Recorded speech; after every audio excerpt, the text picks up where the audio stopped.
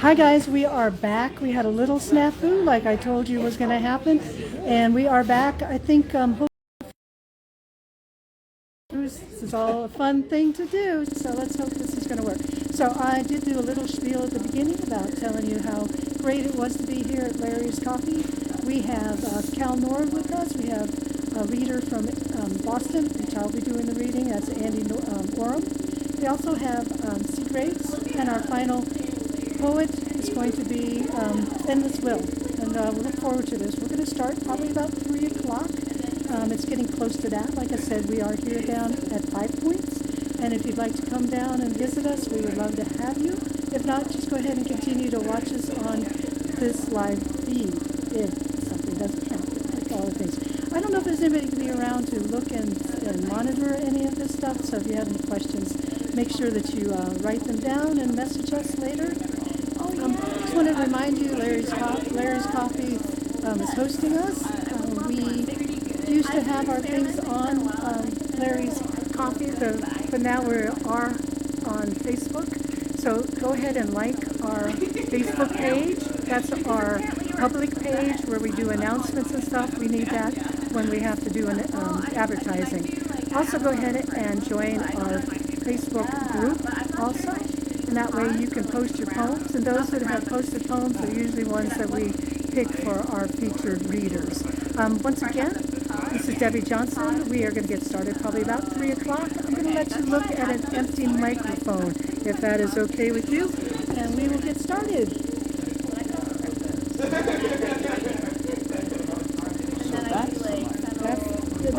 There's the mic. This is the Facebook feed. So they'll hear us talking. So which one do I use?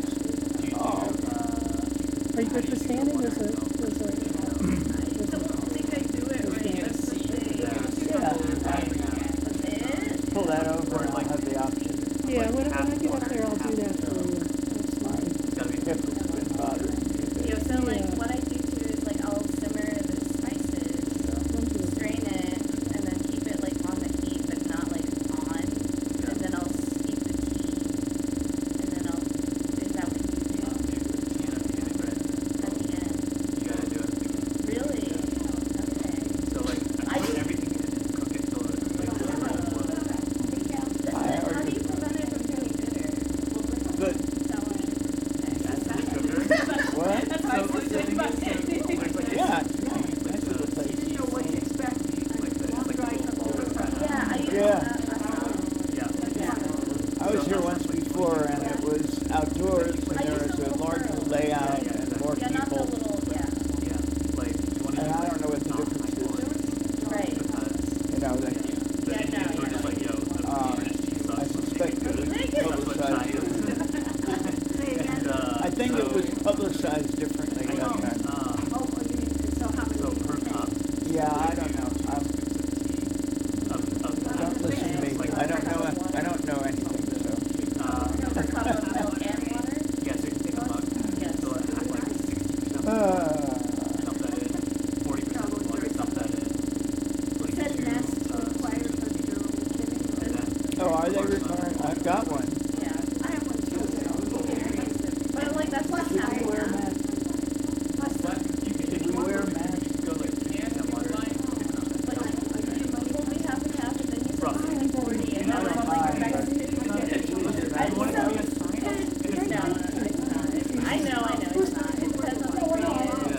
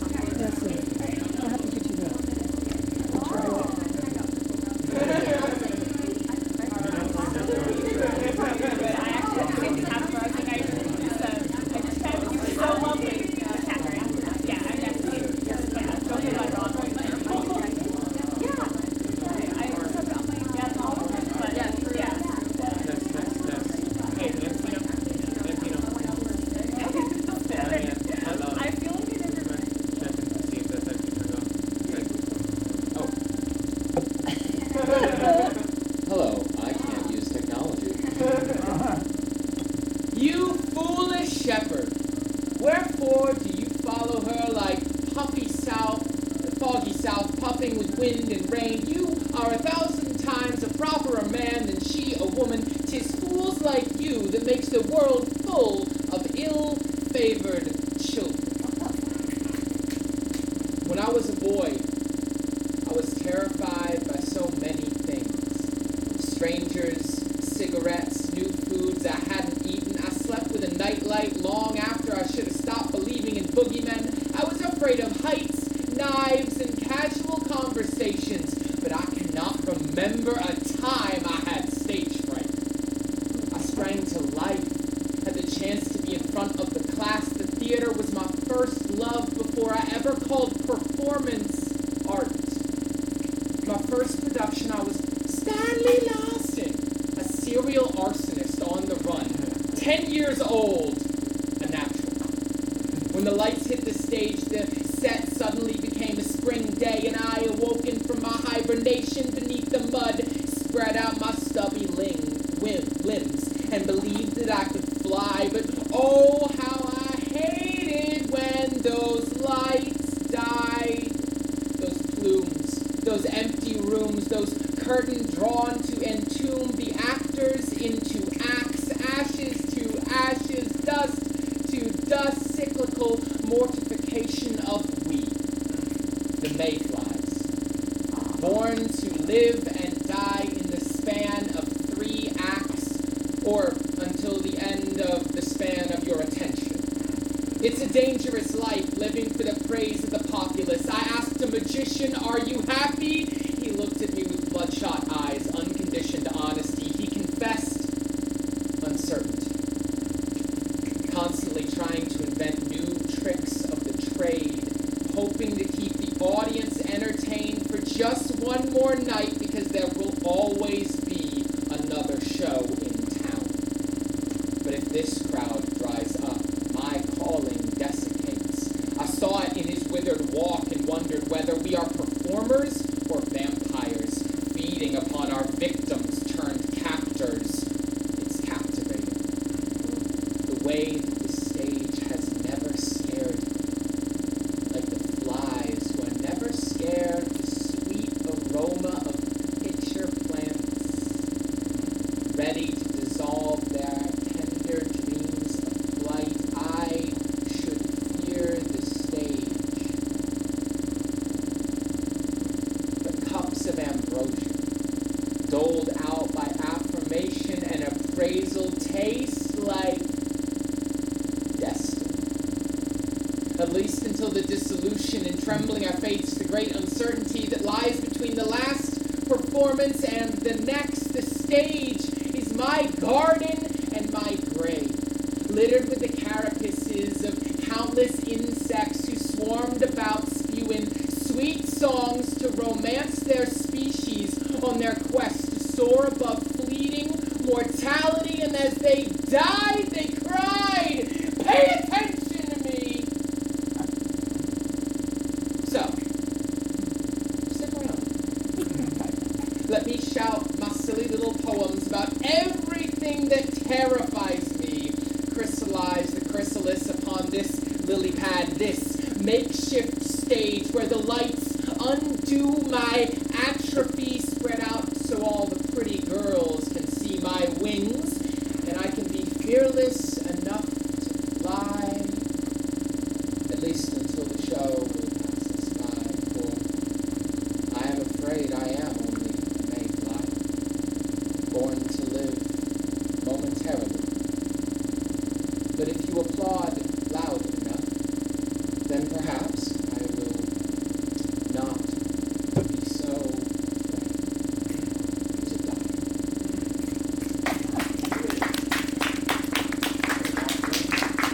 Hello, everyone. My name is Colin Watson. Most of my friends just call me Watson, mostly to confuse you.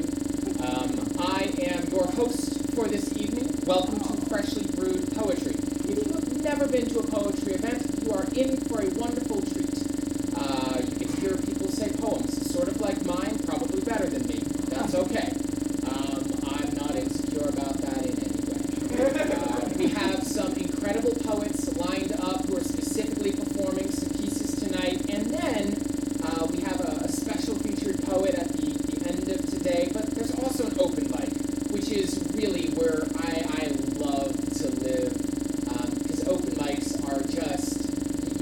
hear the raw stuff. You get to hear the unrefined, just, I'm going to put this out there, and I love that. So if you've never been to a poetry show, some ground rules that you should know. When the artist is up here on the mic, just be respectful.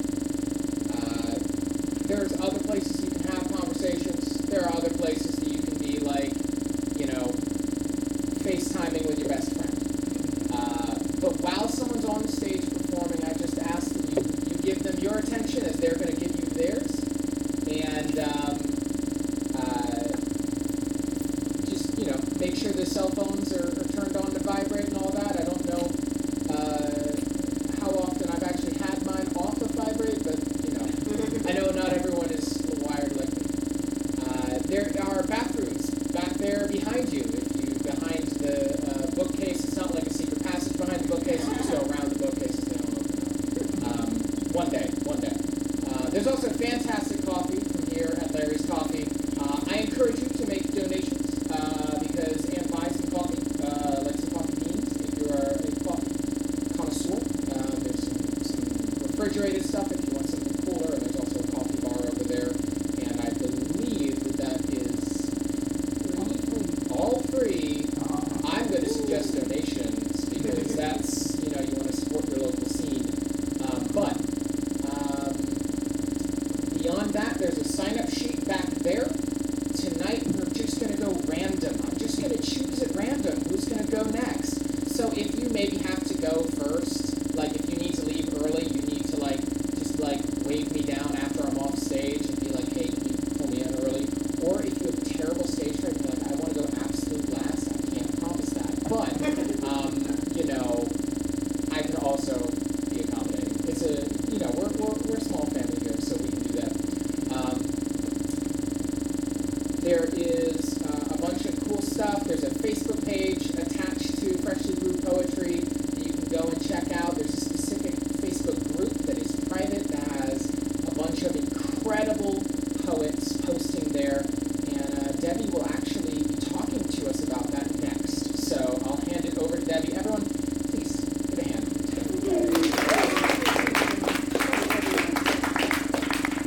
So comfortable on this phone. Where'd you go? All right, I know how to do it. Sorry. Oh. I got it. All right, so, you know, here we are with Larry. And I've got all this paraphernalia out there that we don't need. So, I am so excited to see everybody here. We are at Freshly Brewed Poems. We got ourselves a live audience out there. And also, like I said, my name is Debbie Johnson. I am the co-founder of Freshly Brewed Poems. I'll give you some of my paraphernalia. We have Art's back in the back. He's one of our administrators. Watson is administrator. Dan Decker, who's normally here, is not here. He's a Shakespeare scholar. If you need anybody that knows everything about Shakespeare. He's also a screenwriter. He has published a book called Anatomy of a Screenplay. So that being out of the way, we were talking about, we used to have, I'll tell you a little bit about Freshly Brewed. We used to have the poems posted on Larry's website, but we have since migrated over to Facebook. Gives us a little bit more opportunity to interact with each other and that type of thing. So we're going to try and keep the formula that we have there where everybody that posts, we will pick three poets.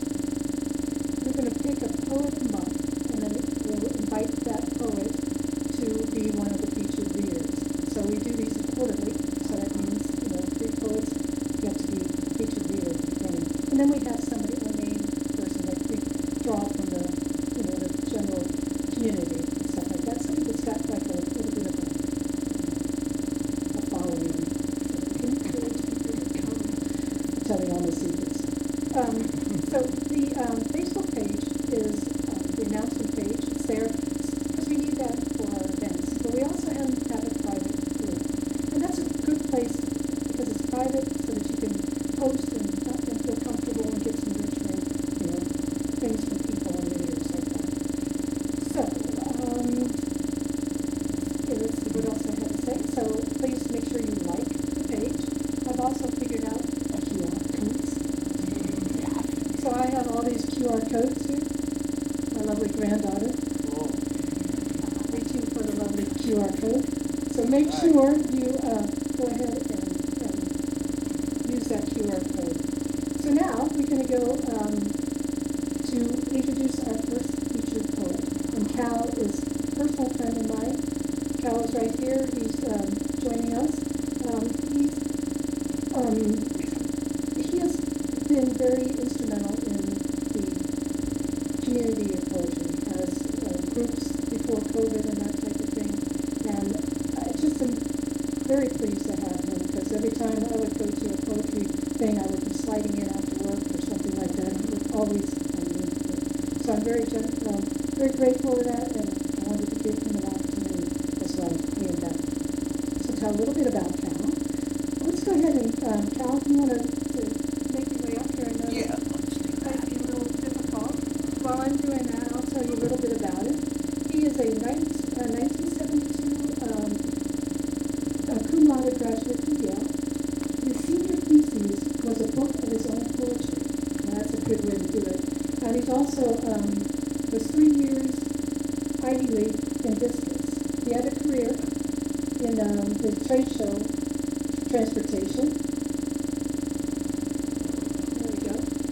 And as you notice, he has become physically disabled. And when that happened in 2007, that's when he started back with his poetry and stuff like that. Okay. So here, you want to sit there? That's good I stuff. might as well. Okay, that's good. That's good. You hear that? Yeah, it's my favorite scene in Pretty Woman. But I'm here now. So anyway, when he became physically disabled, he started writing again. And there was one poem called Physics. That poem was a finalist in the North Carolina State Poetry Contest, along with a couple of other poems that he's written. And he's gotten many. There's actually too many to list all of the awards that he's gotten. So just to say that, I was just honored to have Cal here. So,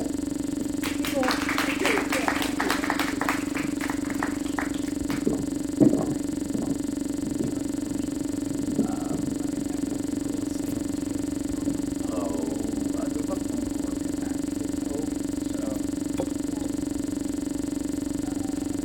my athletic pursuits didn't really result in my disability. But I guess all of them combined did. I might as well read Physics. It was the first, when I decided it was time to stop work and get back into poetry, which I'd always planned to do. It was the first thing I wrote. And I was working in a convenience store, and my back was bothering me really badly, but I could still work then. And a napkin fell on the floor, and I had to get up because that was my job. And it was very painful. And then I wrote this poem. I'm still frustrated by gravity, things falling down. But I'm okay with entropy now.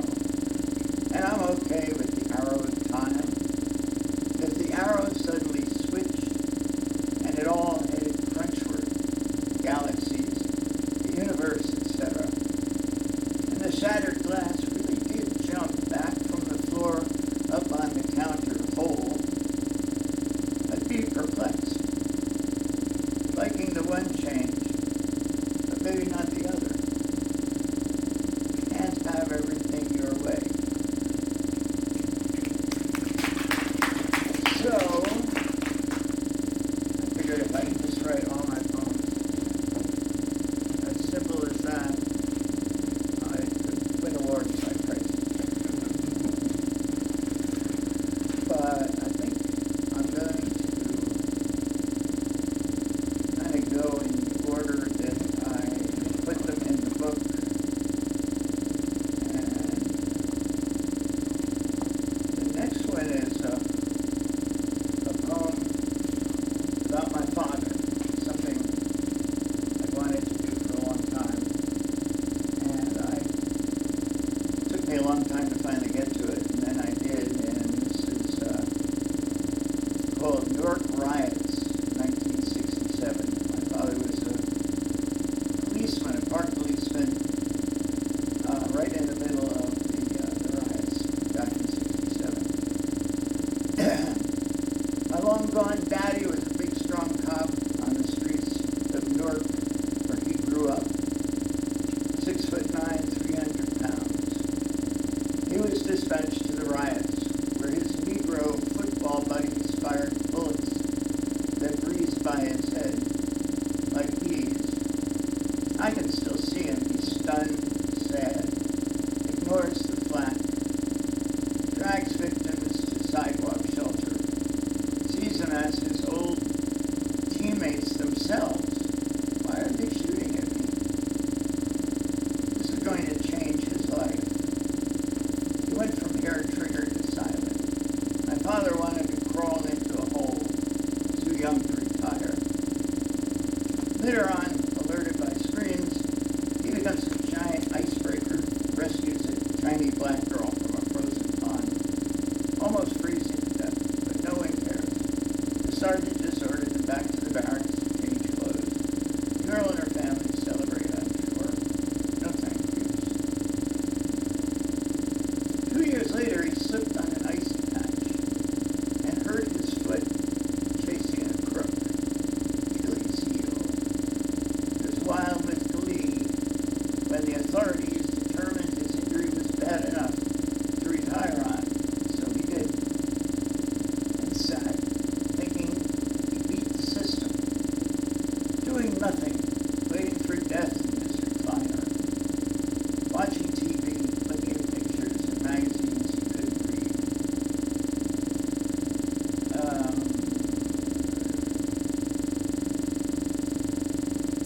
Sitting in his chair with National Geographic, scared to die alone.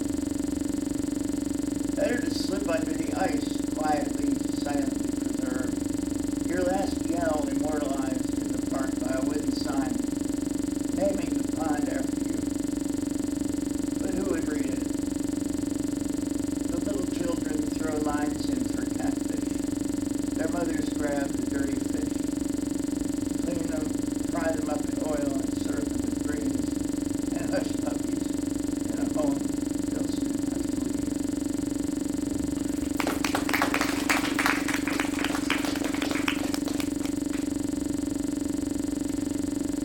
Let's see what I choose. Oh, okay. Another really exciting, pleasant one.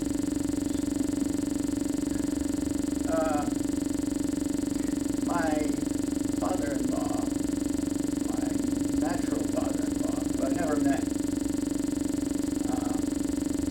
graduated from West Point as a lieutenant, went straight to Korea, and was in the first battle on the first night, leading a platoon, none of whom had any experience in war, and they were, the enemy at that point was battle-hardened Chinese, as I put it here, that were led by Mao Zedong. Some years, this is called slaughter at Chosin Reservoir.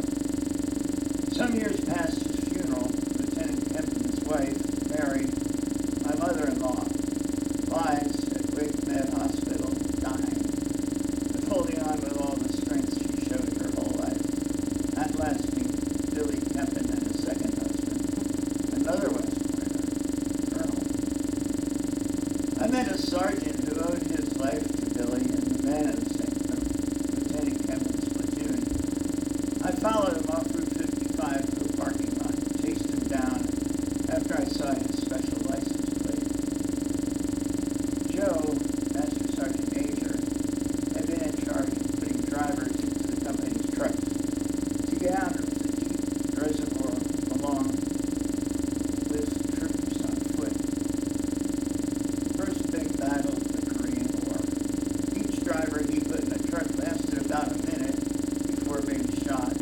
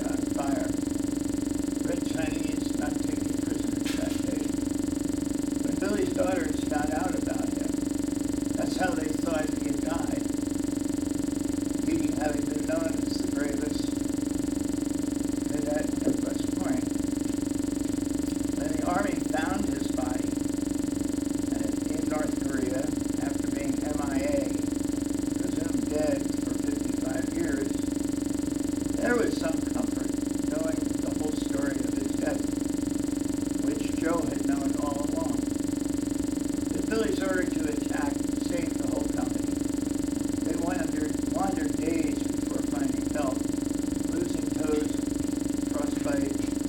Of the few Americans who made it out. That's why Joe's license plate says chosen few. So, let's see. One more, right? Okay, one more. Okay, how about this?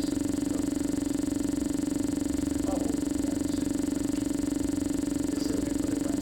I'm supposed to do 3, so this fourth one is short. That was good. We added the No, it's fair.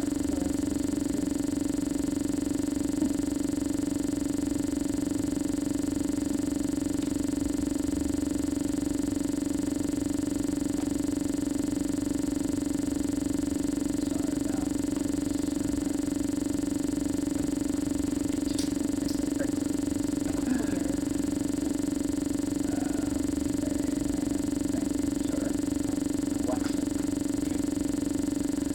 Okay, this is called stop time,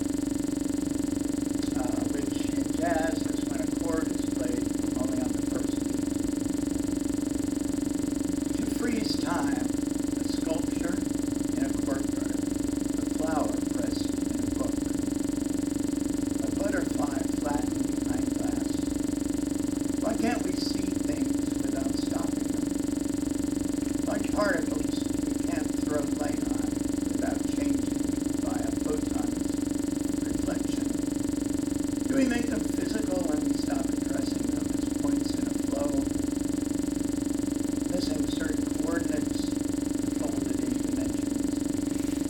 We press things flat to understand. The smallest bits allowed in our philosophy or science. We call them probabilities, not even a thing we can hold. Words of ink on a page, old photos, eternal is a dead end. Life moves, sparkles in another's eyes. An instant shared sense of what is. Wind on a leaf, rain on hot tar, touch of a hand, then let go. Thank you.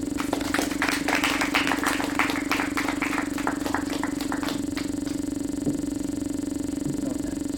Cal. This Cal has been instrumental for me, in my poetry. It's just an honor to have him come today.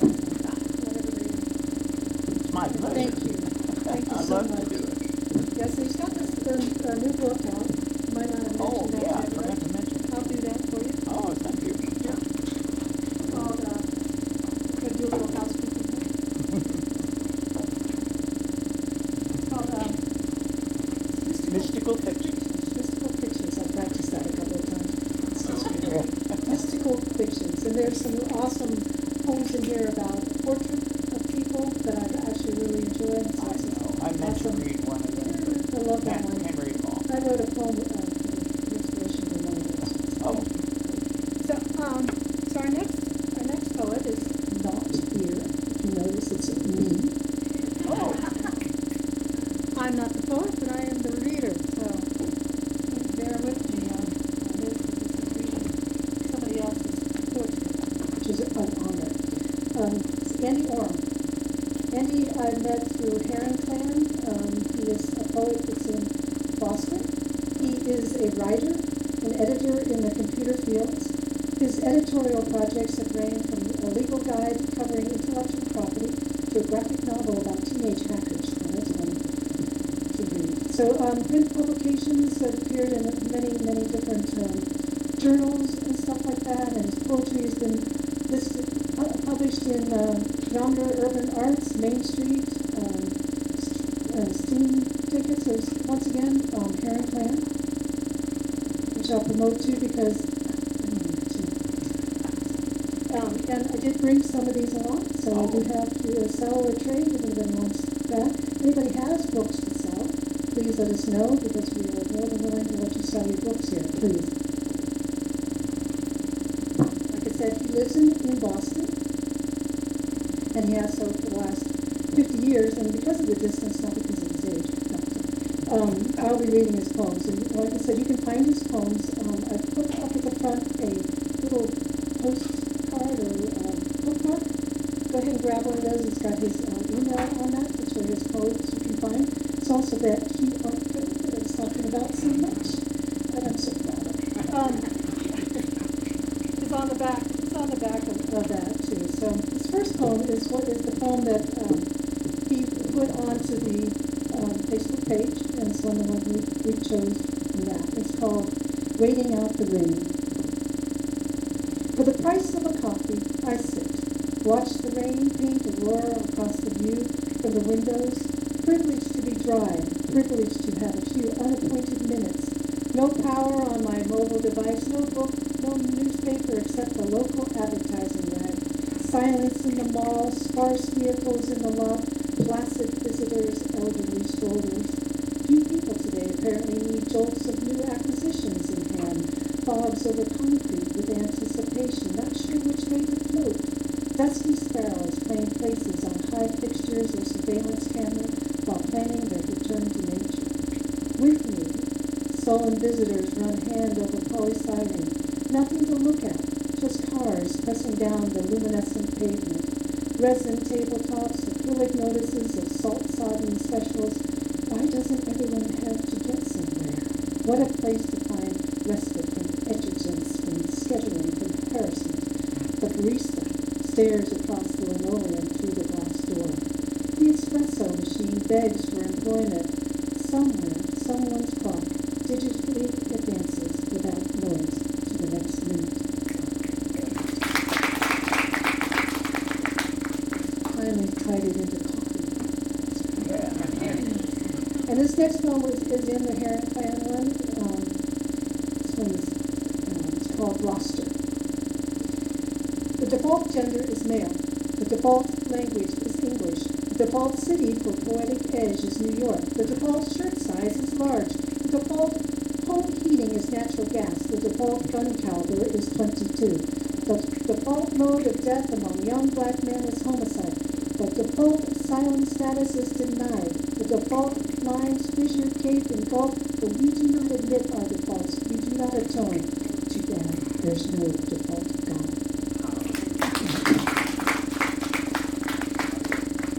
And this next one, this last one that he's picked for us to be read, it's called Urban Portrait. And Urban Portrait, I think he's talking about the street is the portrait. So this is a great one. It talks about the chaos of the streets and stuff like that, and how it all comes down to time. So, Urban Portrait. Through the street past blinking souls flash makeup with laugh, incredible hair cascading, hey, I'm twisting, high joint over bench, sparks, sweatshirts wave, tile clacking, towers channel, moped lurchers run, thunk, plank, cross curve, coffee unlidded, plenty of viewers for a spectacle, student flirter eyes gelling, one alone a mendicant of bent intentions mumble, chasing time, always in time. Crackled traffic pursuing turnstile across plaza, where people, sparrow companions, all fed get new food, old food, Creole, Spanish, Russian, English. Shadows cut sidewalks, lit lamps, nicotine ashes throbbing, hooks, freight pressed down by passers, multitude, new fairgoers, hit the blocks, footwear changes, speech even more impelled eyes, sidecast, chasing time. Crowd threads towards a music hall maggot, loud accusations, ephemeral altercations, abandoning corners, listening, isolated assignations. Final phoners stood up by partners, cough, fleeing placards left, flying breeze, rushing, wisp of melody, walking stick, tapping, always in time. That's an awesome one. So privileged to read that. So I'm going to turn it over to Watson for our next featured reader.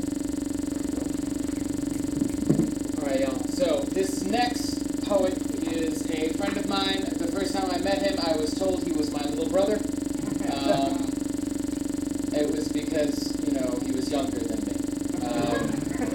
Yeah, that's it. Anyways, he is a man I want to be when I grow up. He has released a album, and then an EP, and then a single.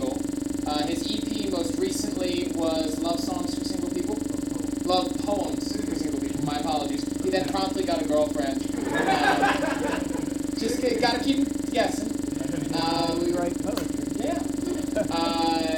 It was an album so good he got a girlfriend. I should clarify. That is what happened.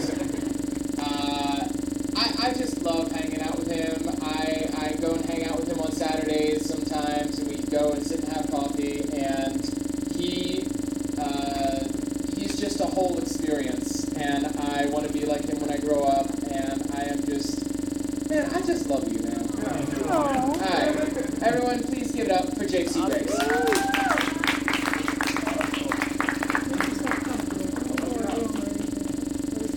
So, I don't know. I was initially going to scream a poem about drug addiction to y'all, but that doesn't seem like the vibe anymore. So we're going to do an audible. Is it cool if I sit down? It seems like I sit down. It's all there for you, whatever you need.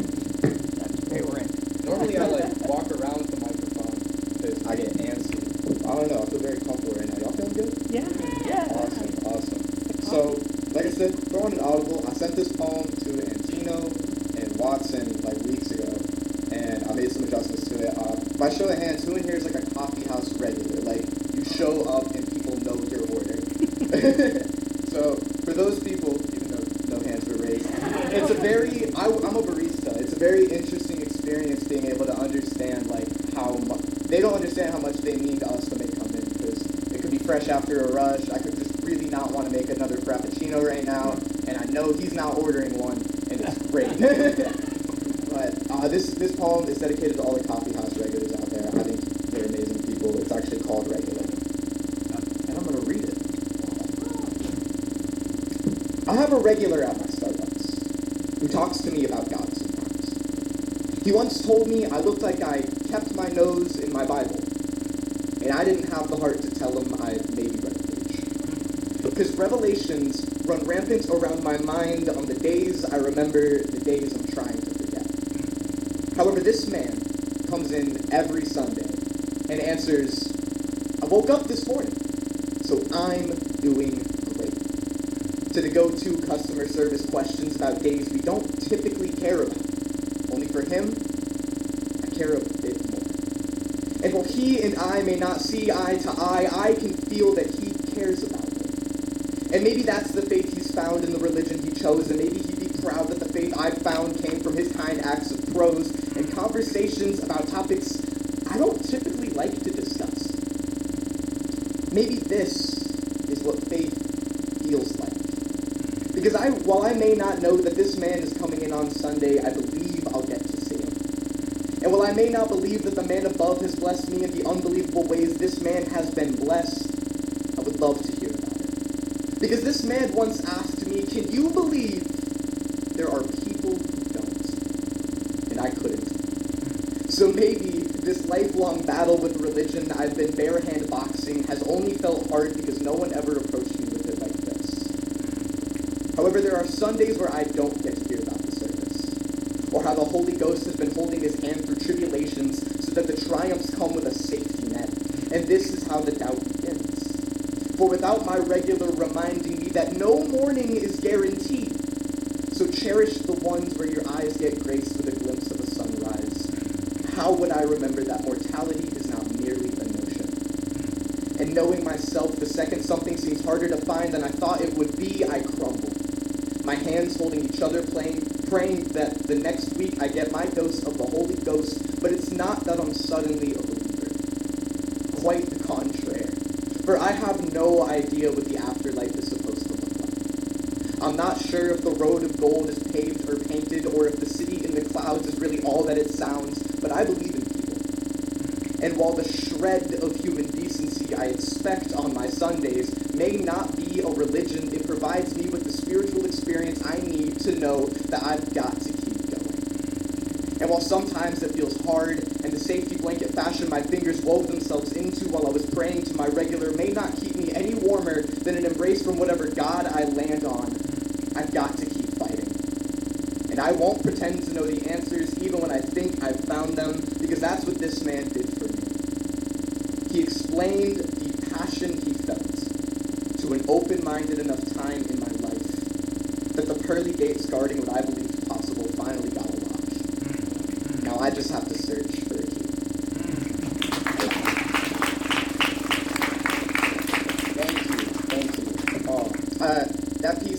true story. There's this guy who comes in every Sunday, and he is the most positive person I have ever met, especially for it being 6:30 in the morning. That is, I want to fight people at that time. But I have one more piece. It's not a longer one, but I write longer because who needs to delete things? This piece, it started, I was in a class, Go Pirates, by the way. I was in a class that I definitely should have been paying attention in, but I wasn't. And I thought of this idea of sky pirates. I thought that the idea of sky pirates was just such a sick idea that I couldn't get out of my head. And then it brought to me this idea of the fact that, like, on like a team or like in like a club, the idea of communal suffrage is an interesting way to see people get brought together. So this next piece is a piece called Nimbus. There's a crew of pirates sailing clouds like the seven seas, searching for stars shot from opposing boats that didn't quite make their way out of the atmosphere. They plan on mining them for dreams, losing theirs in the long voyages spanning from horizon to shining horizon, but it is a lonely sense of optimism that keeps them warm at night. They call their boat Nimbus, named after the clouds they anchor to in the name of repairs, using old parts for new purposes and scrapping rotted wood for kindling, setting the fires of adventure in the hearts of the crew who were always told the sky is the limit, but rarely believed it. Destination is a layman's term for anywhere that isn't home. However, home is an abstract idea for those who have never felt welcome anywhere. These men are not your typical pirates.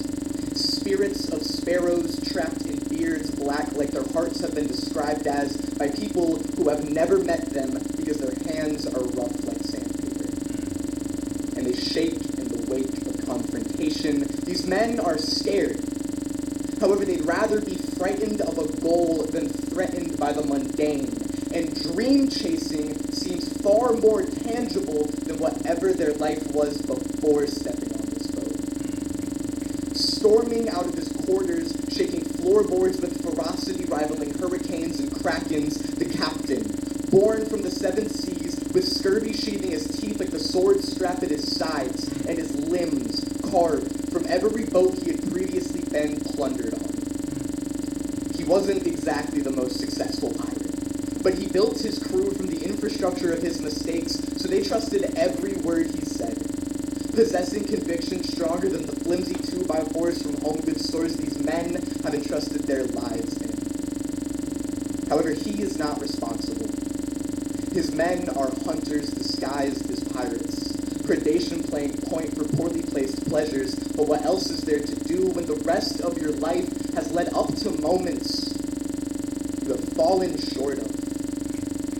And when dreams were supposed to be coming true, nightmares had a funny way of occurring more often. These men are pirates because no other word ever wrapped its arms around them and embraced every ounce of their being. These men are pirates because swashbuckling feels better than pen pushing, and an ocean breeze entices more joy than an AC unit. These men are pirates because what else would they be? Thank you. Thank you. Oh, I did not mean to pick that. You have to leave it there. Well, Whatever you need to do to make everybody, yourself comfortable. go ahead and give another round of applause for all the incredible folks tonight. So now we get a real treat in bringing in a bunch of you, the viewing audience at home. Tonight we have a good old sign-up list. If you want to still sign up, you can come and bother me at some point, and I will get you on the list if you want to get on it. Like I mentioned earlier, we are not doing this in order, mostly to make you uncomfortable. And I'm definitely going to call you, just so you know, because you signed up. I saw your name and I went, I know, yeah. Yep. No, you're good. I was like, oh man, another Seagraves here. That's wild. You have talents, just not spoken word. Like Jake stole all that from everyone else. So, first up, because I like the number 3. Oh, by the way, I should give some rules about the open mic, shouldn't I? Well, you have, is it 7 minutes or? Just one. Oh, okay, just one poem, thank you. So you can do one poem. So you're not coming up here and giving an essay. And please, be considerate of the other poets. So if the one poem you have in mind is 10 minutes long, maybe consider another poem today. The first poet up tonight, Kathryn. I'm not going to try to pronounce your last name because I would do a crime. I'm so sorry. Everyone, Kathryn. Write my name down. And Oh, okay, yeah. sit or stand, whatever you want. This is perfect. All right. Okay, I'm Kathryn Desplanque. That's my last name. I was gonna write it down phonetically, but I don't know how to spell phonetically. And I don't think I'll even learn. Kathryn Desplanque. All right. Can you all hear me? Great. It's from Ben. You came back like an addiction. I stayed high on you for days, holed up in my dark room, damp with lust. Every tool I had slathered, pressed up against me, awkward orgasms, fantasies. I think what I liked about this is when you objectified me. The way you would come harder, your orgasm pitch more helpless, feminine, when I would participate and give up, give in. Yield completely to your thrusts, limb fetish, fall upon you, ragdoll for you. You've never acknowledged I did this for you. I came over and over to your audio message, love bombing, your compulsive praise, seeing me fiercely. You knew exactly how I wanted to be seen. You delivered at me, turned it on like a switch. High on lust, I fantasized about the movie date you promised. On the highway at fellowship orientation, in my office, in the in-between of morning, I awoke to it, hard, hot, wet easily. I slid my tools in. I gave myself a yeast infection. Thank God for Canestin. The come-down was like every come-down. The withdrawal drained me like a vampire. Pale, listless, I swaned about, still fabulous.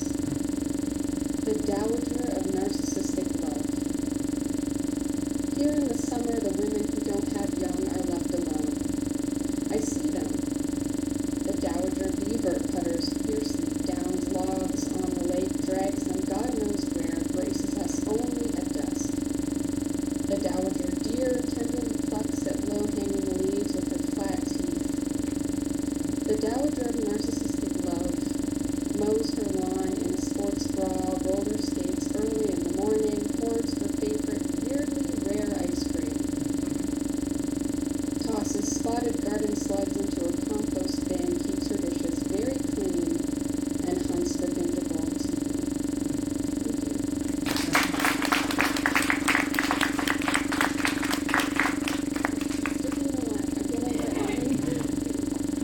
Thank you. Give it up again for Kathryn.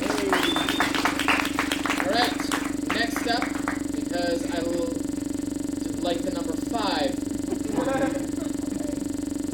Elaine. Yes, Elaine Bauman. Everyone, please give it up for Elaine. You know the only word in the English language that has that A-U combination right now is trauma. Isn't that sad? Yeah, so it's always Bauman or whatever. So anyway, heading back to my movie. Okay, this is I Do Not Dance the Haka. Instead I watch, contracted belly, arms wide, fingers flutter open, then clench to hold what cannot be contained. Thwarted love. How, like an angry child, he stomps his feet. How dare you, universe? I do not dance Maori Haka. I watch him, this young man in white shirt and tie, move, punch, and quiet until his voice launches an agonized call to his lost friend. Low, rumbling bass swoops to roar, echoes through the underpass, begins a beat that summons other voices, staccato, rhythmic, His left foot stops, his hands a-tremble, grab my heart over all these miles. His grimace and bulging eyes bring tears to mine, and in my sorrow I want to join him. But I do not dance the Maori haka. I cry for Alyssa as he treads New Zealand ground, and the others stomp and call in gut-wrenching community to honor life gone too soon. I reap my thanks, but I do not dance the Maori haka.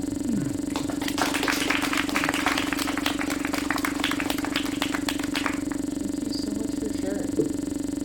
One more time for Elaine. All right. By the way, if you hadn't noticed, sometimes when people are up here performing, we like to do this thing called snapping. Now, the reason that we snap is because we hear something that the poem is saying. Oh, that's good. Now, you can also, there are other sounds that people have made, but snapping has just sort of become very common. So we're just going to real quick practice snapping. So everyone take out your hand. If you have two, you can take out the other one as well. And we're just going to snap real quick. All right, fantastic. Want to make sure those were on. Forgot to turn those on earlier. Next up, Brian Hayes. Everyone, please give it up for Brian Hayes.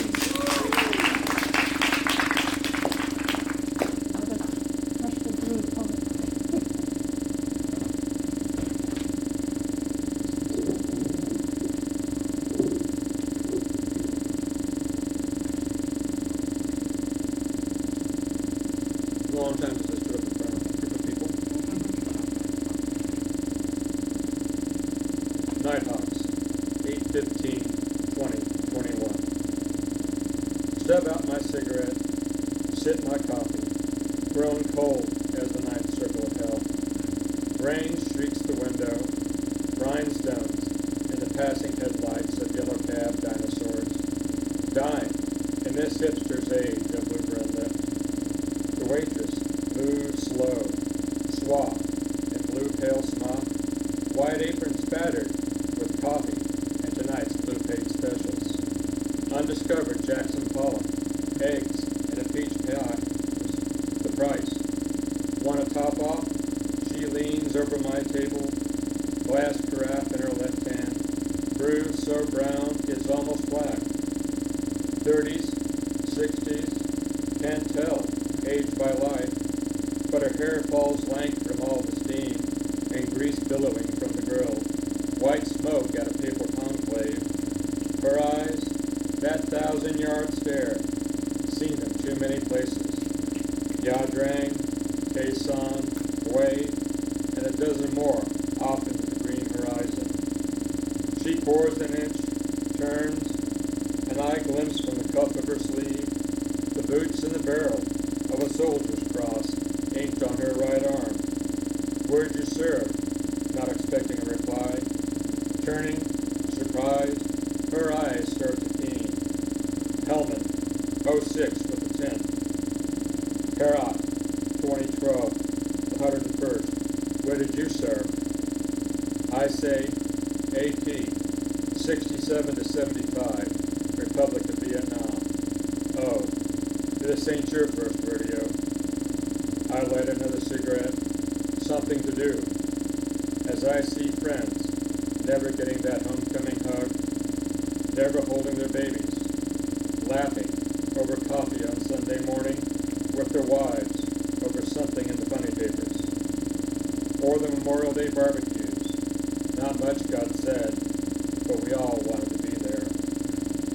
Now, so many flowers in gardens of stone.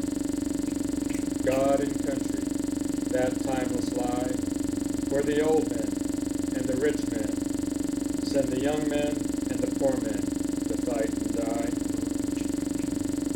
I take a long drag before saying, I still hear the gasp of Joe, that Marine, beside me in my first firefight. What was your MOS? She replies back, 09 Lima, Pashto and Dari. I spent my last tour on an FBP. Damn, girl, I don't envy you. Empires are messy seagulls. Fly in from out of town, eat up all the food, shit all over, and then fly home. Saigon, April 75, I say. Never enough choppers. Mothers sending their infants off to a country they themselves most likely won't live to see. She shakes her head. You're right about empires. They're also blind, bumbling fools. Thinks their power lets them make mountains move like Muhammad. But my real hatred is saved for the generals, who play chess like pigeons. Then they leave us, get promoted, politicians in camo, decorated with stars. I look at my watch, 3:15. When do you get off? I'm off at 0600, but I won't get no sleep.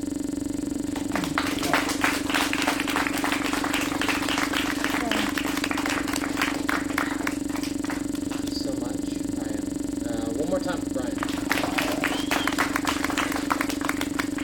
Next up, Granville.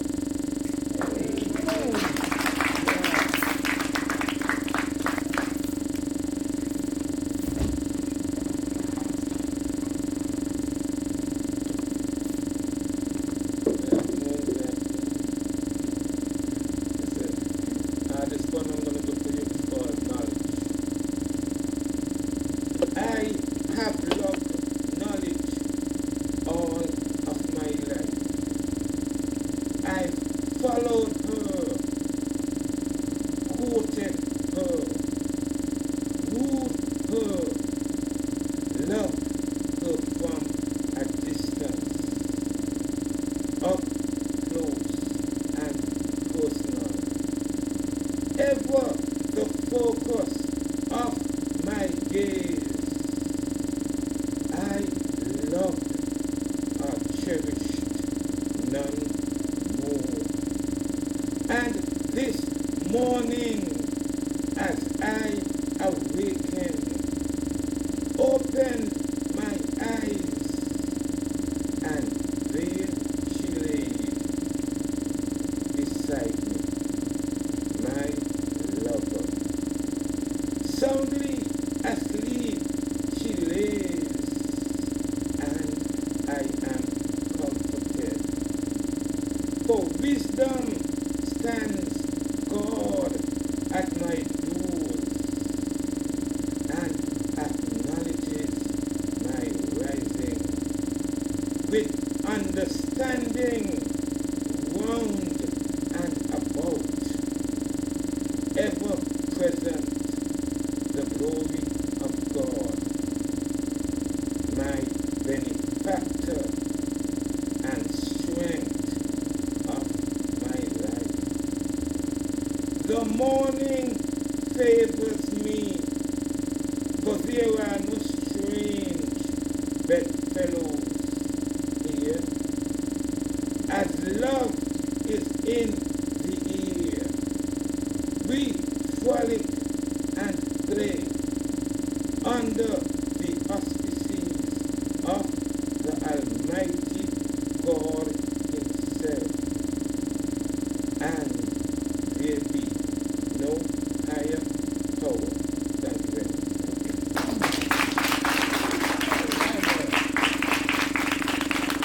Thank you so much, Granville. One more time for Granville. Alright. Next up, number one, Yasmine. Everyone give it up for Yasmine.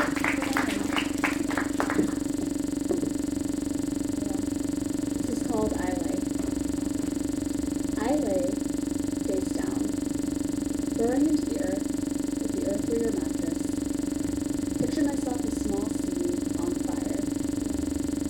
I want to feel stronger than held. I want to feel submerged.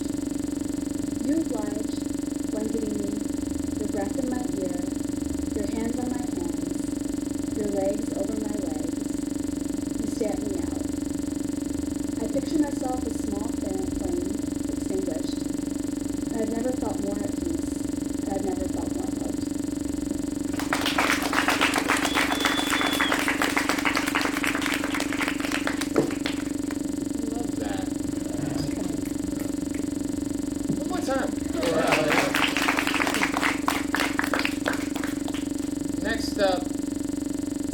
good friend of mine, Antino.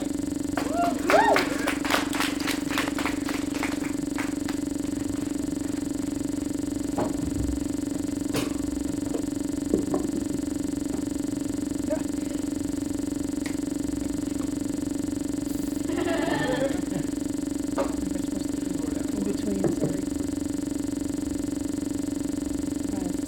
Alright, someone pass me the ball.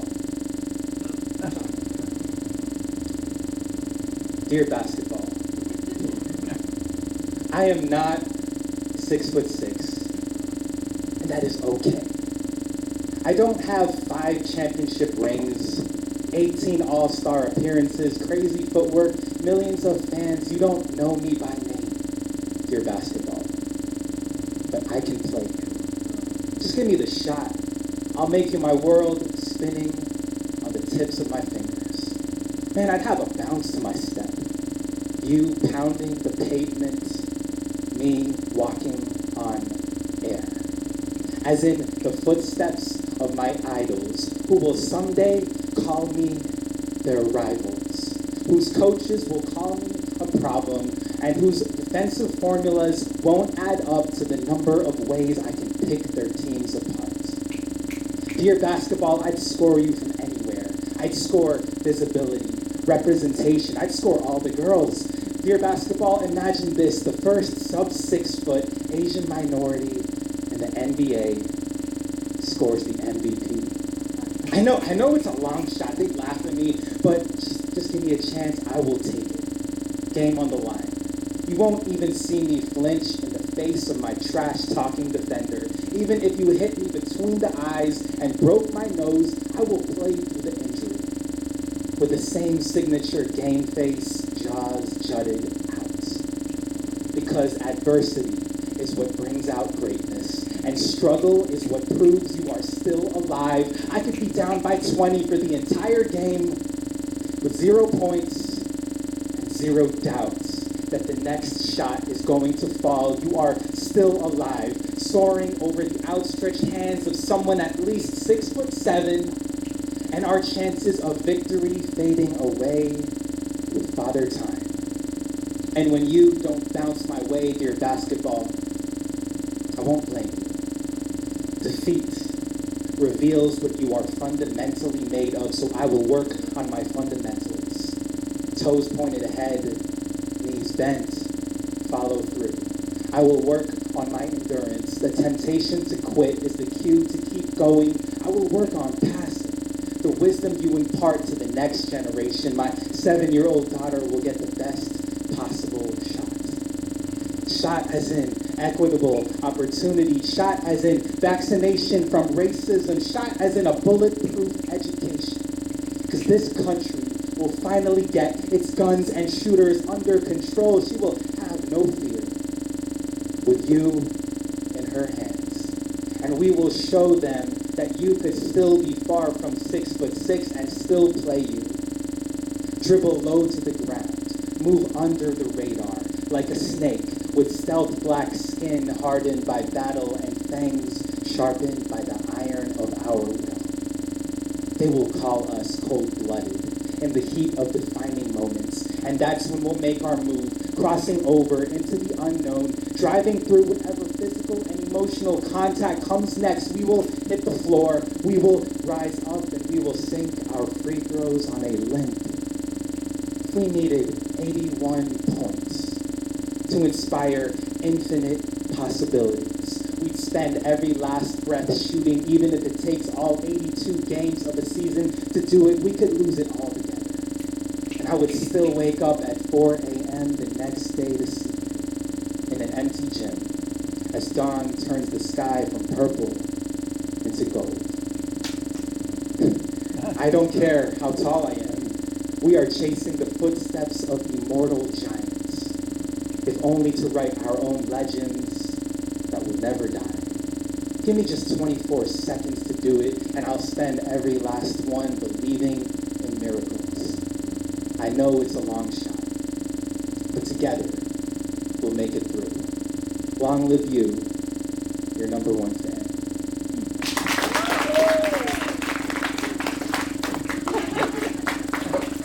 Thank you.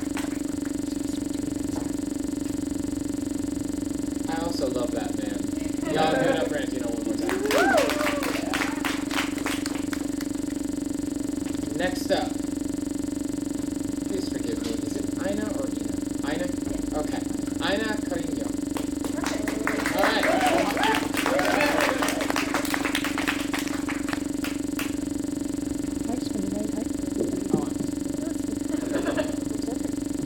Arthur, thank you for inviting me to do this. And also, you've heard this poem many times. Please forgive me. Yeah, it's Ana Carino. My last name is Spanish. I'm a child of empire. It means darling in Spanish. I'm a darling. This poem is called Milk. Thank you for being in this country with me. A brown sister told me someone told her white people smell like milk.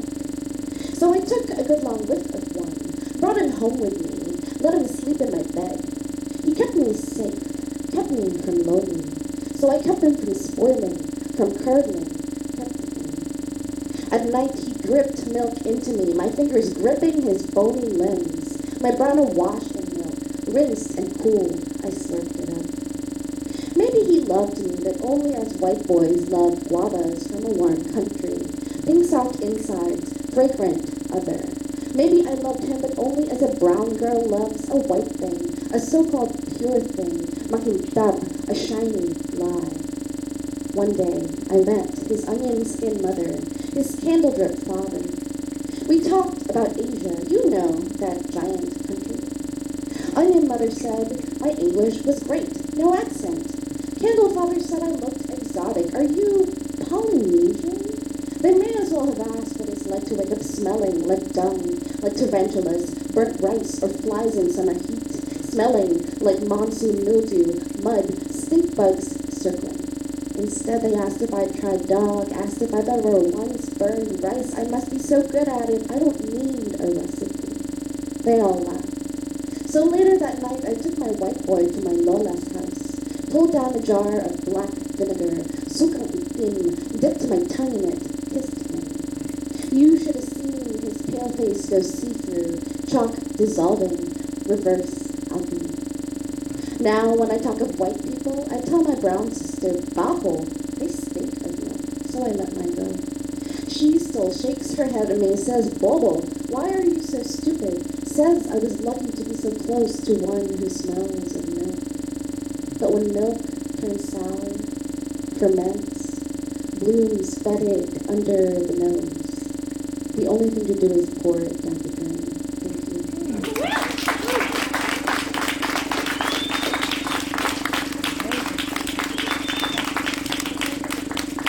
Ladies and gentlemen, give it up one more time.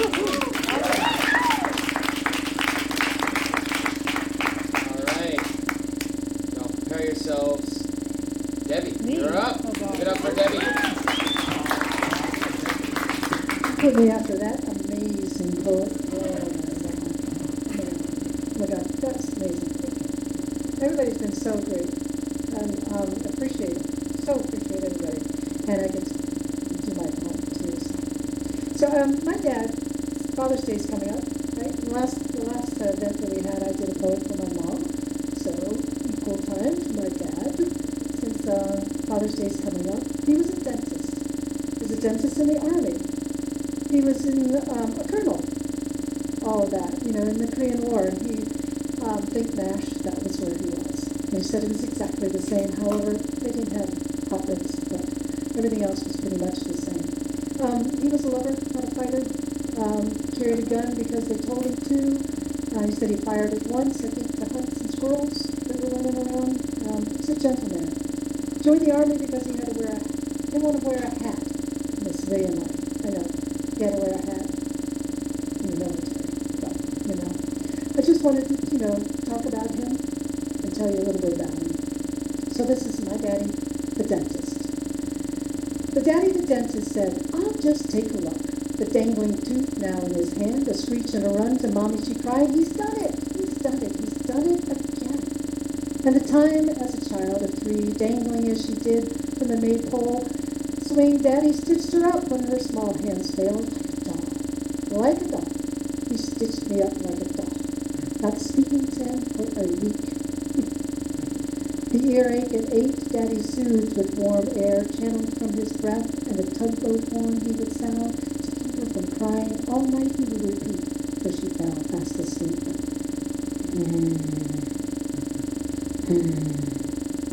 And the worst of it all, the red candy she sought, she found instead the vitamin bottle. Sugar-coated and tasty, the tattletale brother, the trip to the hospital, they ask you a question, then they shove water up your nose. Do you know that these are poisonous? Don't you know you could die? No, I'm only 7. Tell me, what is dying? The cracked head on the nightstand, the round of murder in the dark, the fountain of blood, and the light switch when the light switch was found. The daughter of the dentist, scars, bruises, bumps, and lumps, born on a Tuesday, Grace seemed to forget. But Daddy was there, to stitch and to kiss, except for one little hole right here between the brow. Thank God for daddies.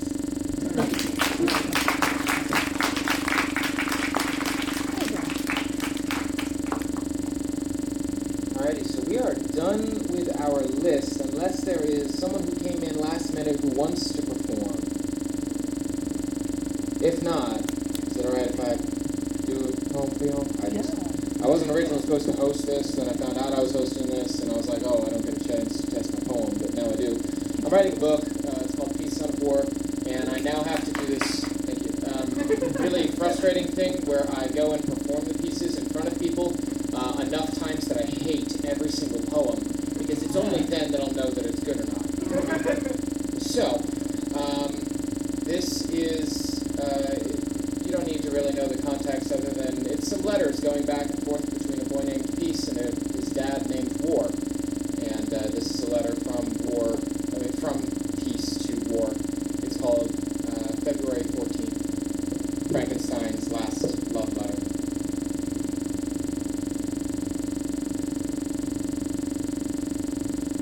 Dear War, I nearly died today, hardly felt a thing. I was creeping through an icy back road halfway between Capitol and the wasteland. Suddenly my car was careening toward a melting riverbank. I could have sank. Maybe been pulled out to sea. Irony, I was listening to a song about dying alone. I find a hint of nobility in that death. I try to be more realistic than the romantics, but I end up sailing with Melville and Shelley, convinced it's an old odyssey, willfully ignorant of all the glaciers that suggest we are woefully off course. I don't want to die in the suburbs without someone by my side. I keep hoping to find some indication of that ineffable feeling that has managed to elude me for all my wanting to be wanted, to be noticed, missing. It's something I hope feels like home, or at least different enough from driving alone. The albums allow me to live their story vicariously. But when they stop, I lay awake writing about the man I am becoming. I saw him as I went sliding backward toward the river, in the rear view mirror my enemy, trapped in hazel irises. Twice in 6 months he's tried to kill me. Once was on New Year's Eve, and you wondered why I hated the holidays. Since then I've been climbing up high mountains to tempt the tempter, then slink into the line between the sinking ship and the glacier. Close my eyes, take the leap, play chicken with the ideation. Turns out, I'm pretty good at playing this game. Quoth the poet, you are what you love, not who loves you. For all the pantomime self-hate, when the river siren sang, I realized I didn't want to die. I love myself far too much to dare kill this cancer inside. So when my car came to a stop in the mud, I got out and started to run the other way. I have to keep going. I don't have anything to chase. I may catch up with me. So if you hear of someone falling among glacial drifts up north. Know that I did catch up. And I finally got lost in darkness and distance. Sincerely,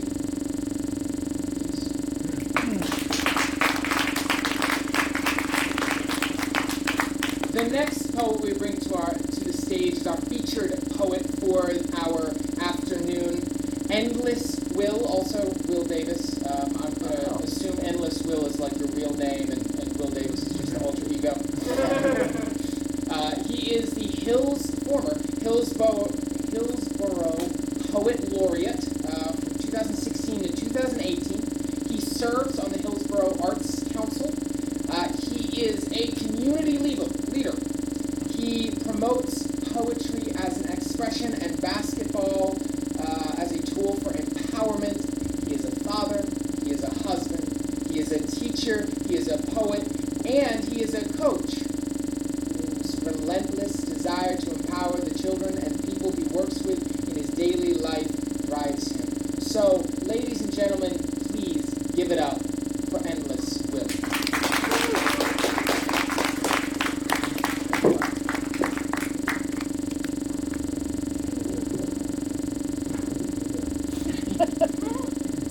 Hope y'all are doing right okay today. It's been a pleasure to be here to hear some amazing poetry. I got my kids with me just chilling out. It's been a good day. I'm going to read some haikus for you if you don't mind. I said, they will speak for you if you don't tell your story, and it will be lies. They will speak for you if you don't tell your story, and it will be lies.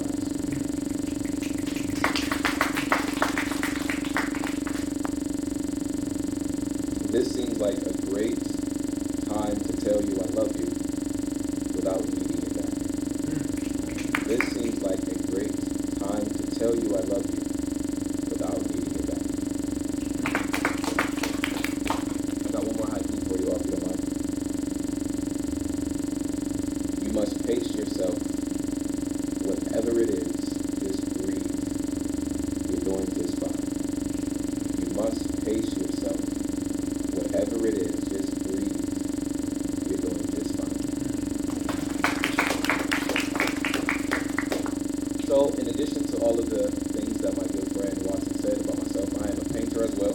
So, if anyone is interested, I've got some really nice paintings over there. They're only $10. Only $10. I just published my only $10. That's practically free. So I've got quite a few different variations of them if you're interested. Again, they're only $10. I don't have any copies of my new book that just came out in March. I'm sold out, fortunately. So it's a really cool thing, but I do have some art to sell if you're interested. This is my signature poem. I share this poem every place that I always share poems. That's one of my favorite poems. I love it so much. If anybody's ever seen me share poems before, you've probably heard this poem before. If you see me share poems again, I guarantee you will hear this poem. It's kind of like my mantra, something that I believe in, and I'm hoping that when my last day is here, when everybody carries me to my last place of rest, that this is the poem that somebody will share at my funeral. This is something that's really important for me. So I said, is it even possible? I know it seems logical, but sometimes I think it's an impossible obstacle to actually give thanks. To show how much you really appreciate the fact that God woke you up this day. To simply say thank you honestly doesn't seem like it's enough. The magnitude of my gratitude can even be compared to the measure of the world's longitude and latitude if needed. I'd walk the distance from the earth to the moon, which has been charted at 232,088 miles to express with every breath in my chest that God has given me the reason to smile.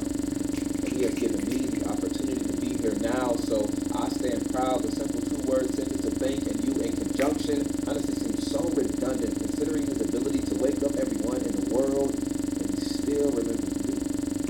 While giving me the eyes to see and the ability to reach inside of me and bring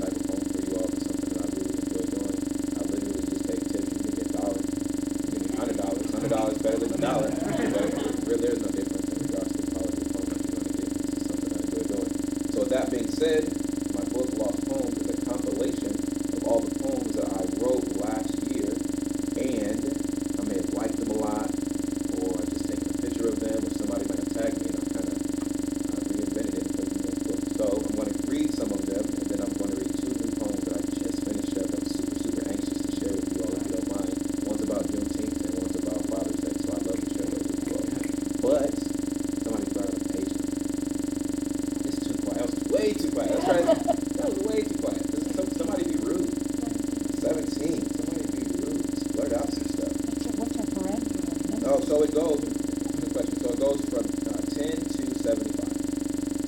17, I can't read that one. You lost it. New number. 32. 32. 32. I love this game too. I do this every time.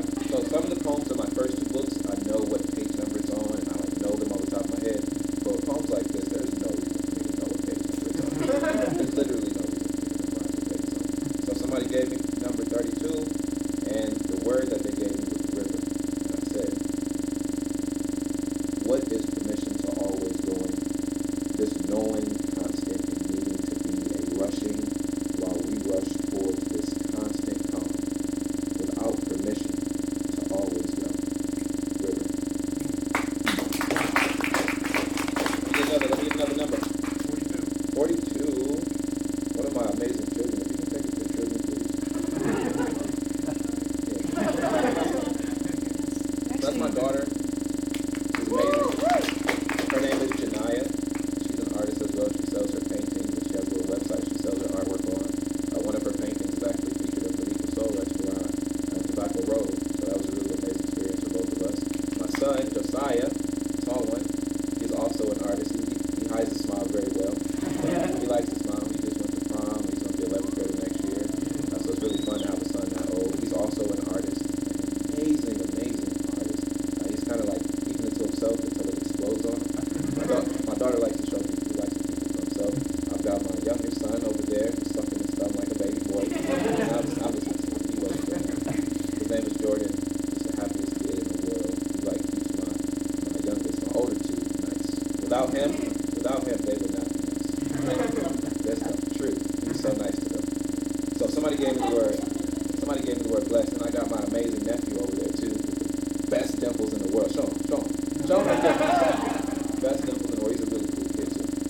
So somebody gave me the word blessed. I said, our day is perfect once we place ourselves in position to put hands onto the path that is planned out for us. We must trust and not want, but will the things already given to us, that of which gifts God gives us, all things good, and make sure it is in abundance. Blessed. I got one more. Somebody yell out a number. 3. I can't do that one. It starts at 10. 71. Let's see. Hopefully it's not a picture of me. 71. Somebody gave me the word hummingbird. The most beautiful bird. Imaginary even. They say if you see a hummingbird and a hummingbird sees you seeing you, that is when your thoughts and dreams become like their wings. Constant, purposeful, intentions to take you away to the most needed places, graceful in its being, dreams just being to only become the most beautiful. Imaginary.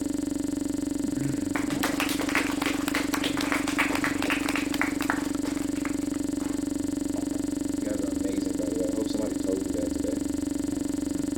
I'm going to read this poem I just finished up about fathers. I really love it. I'm hoping to add this to my archive. So how my process goes, I write poems, I put them in my phone, and then if I like it, I put it in here. And if I like it enough, I put it in here. It's kind of like how my process goes. I write on my phone. If I like it, I put it in my notebook. So I don't like to read off my phone. I like to read from my notebook. And I'm going to read off my phone in a second. Because the one that I just finished last night, I haven't had a chance to put it in here yet. Any dads in here? Any dads? Anybody had a dad? I think we've all had dads. So here we go. If you hear me, say 1, 2, 3, poetry. 1, 2, 3. Poetry. Let's get it. I said, yeah, I'm really trying to forget how to be a father. That fallacy of forever, I really don't want that. Don't call me a father. I want to take it farther. Further than those that just focused on just oversee. I see fight. Don't call me no damn father because I am a fighter. Fighting for when they can't. Forcing their mind to survive past the next round. Why be a father when I have chosen to be profound? More than those that just focused on being a dad. Glad that they can just lend a helping hand. No, that leaves way too many options. This unspoken choice to decide that loving thing of fatherly. No, I promise you that ain't me. call me no father, call me forcefully, pushing for what they need, preparing, caring, not really caring what they want because I see what they need. I know from their growth what should be shown and have given them the confidence to speak up when my lessons have been outgrown. I dare somebody to tell me that I'm pushing my kids too hard. Hard compared to what? Like I had a man tell me one day, a father tell me, a loving homeowner, nurturing, happy to be their dad, a man really look me in my eyes and tell me that they allowed their child, that unmolded, undeveloped, to tell them no. The proper approach of what to do, or any person telling them what to do right in life, literally running at first sight of contrarian, selfish, and unsculpted, and unmolded lack thereof of soul, they let the child tell them no. Yeah, I guess for that, I am too hard. Compared to those fathers, I am pushing too hard, hard like I tell my kids, why doubt when you can do? Why want when your walk will place you more places than the world can even describe? Yeah, I promise you that is too hard. It's too hard to hear and want to say. That subjective, the perspective of choosing to do the right thing, because we've noticed that fathers can be filled with so many lies. This dad bag of suppressing child from ever being mad and only giving them, never making them do. I'm saying parenting to the point of making you uncomfortable. Teaching self-control, valuing their growth. So again, no, don't ever call me no father. Call me forgiving. Call me funny. Call me loving. Call me long-lasting. I'm asking that they call me forever, always asking and chatting and speaking, as I will always be there as I need them, and I hope that they will always call me, always there. Thank you.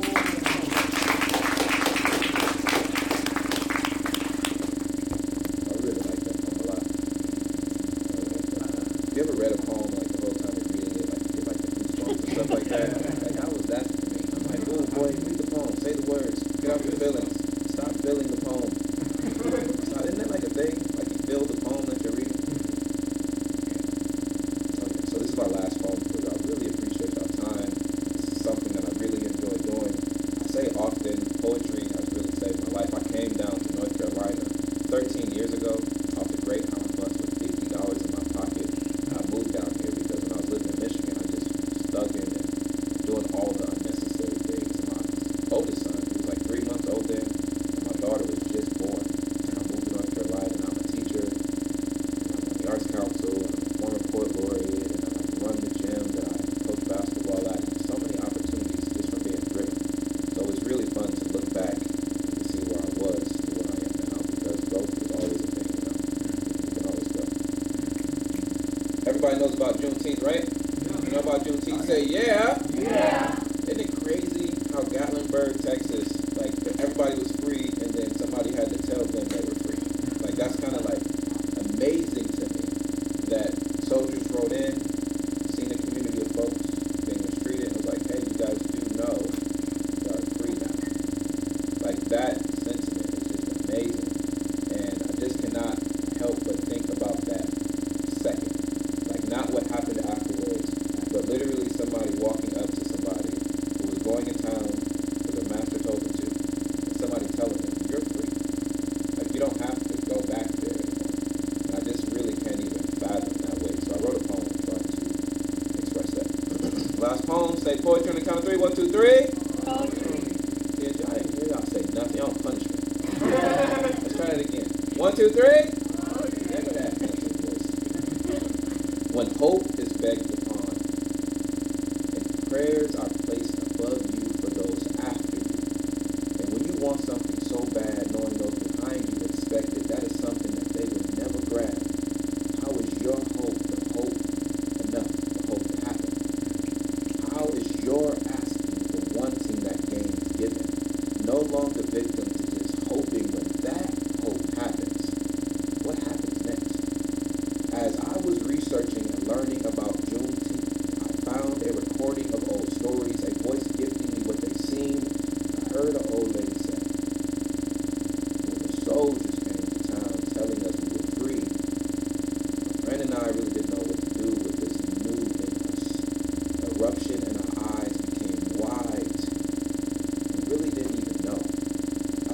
friend was asked by a soldier if she wanted to go with him, leave this place of broken.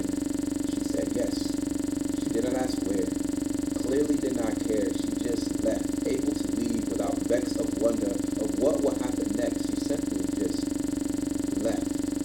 What happened next is we became able to imagine past, the best type of edge on your seat moment, as if your wildest dreams are not held in your palm, gripped on tight, your greatest thoughts only imagined have become reality.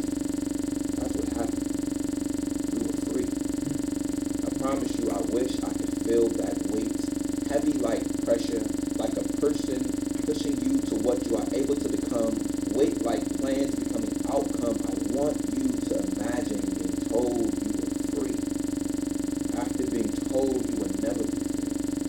People before you spoke every day of wanting to be free, seeing your loved ones murdered for running for free, and now you are free. Could you imagine the run home to tell others you love? After you were being told, as walking this day is not enough, the weight of making it to your destination, can you imagine the walk in the door, or the moment before you spoke words of free? Could you imagine the hope leaving life and seeing someone's first breath of free? First free step or drink or thought, or watching someone start to want to become more than the seconds before? Juneteenth was a celebration of communication, setting a standard to be needed, speaking the unchaining of our nation as it was written, but the burden still not lifted as someone had to tell us we were free. After we had already been free, when hope is begged upon, and when prayers were placed above them, they had us in mind. So we really didn't have to hope anymore. Thank you.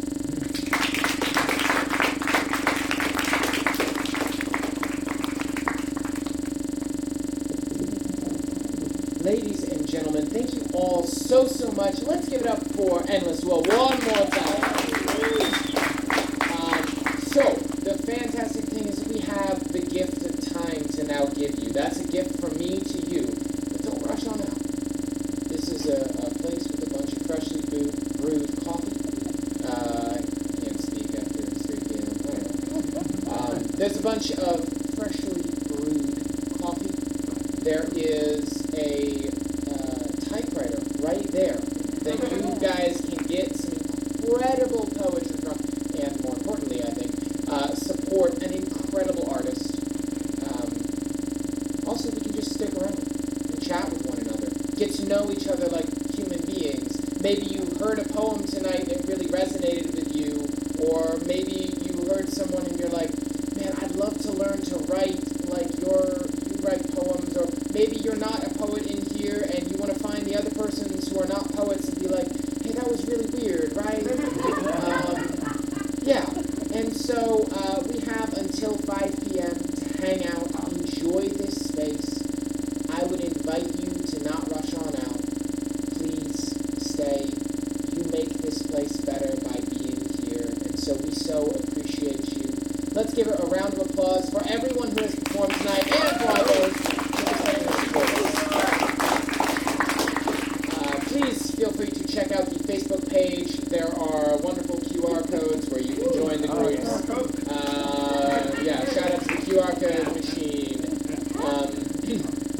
And the next Freshly Brewed Poetry event will be September 17th. September 17th. So the best place to get information about that is going to be the Facebook group. There's a one-stop shop for all the information you need. Please, everyone, have a wonderful rest of your day. Briefly say thank you very much to, and say goodbye to our Facebook friends.